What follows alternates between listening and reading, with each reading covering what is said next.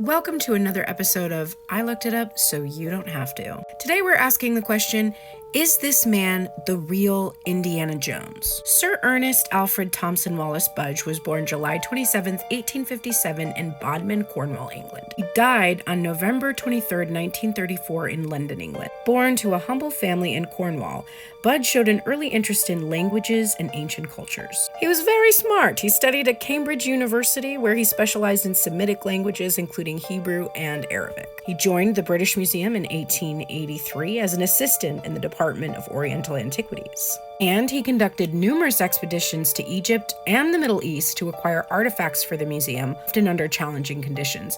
And this is mostly why we associate him with the Indiana Jones character. But he's really best known for his translations of Egyptian texts, including the Egyptian Book of the Dead, which is the text that we're currently focused on. However, some of his methods and translations have been criticized by later scholars, not only for their inaccuracies, but also for his tendency to rely on older, less reliable sources. And there's that, problem with stealing them from Egypt that he had. So let's get into how he actually acquired the Egyptian Book of the Dead, otherwise known as the Papyrus of Ani. First, let me say that the British Museum seemed to have no problem with how he acquired these texts, even promoting him after he bragged about how he did it. While under house arrest by the Egyptian authorities, he invited them over to his home for dinner. While they were all eating, he had people tunneling under the house to steal these artifacts. He cut the Papyrus of Ani, which was around 78 feet long, into 37 pages to make it easier to smuggle.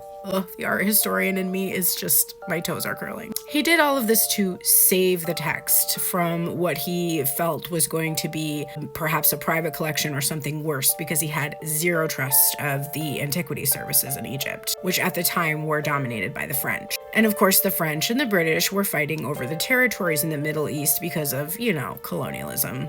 Despite these issues, we do have to thank him, because if it wasn't for his quick translations, we probably never would have had these texts become more accessible to us. I don't know, it just leaves a bad taste in my mouth.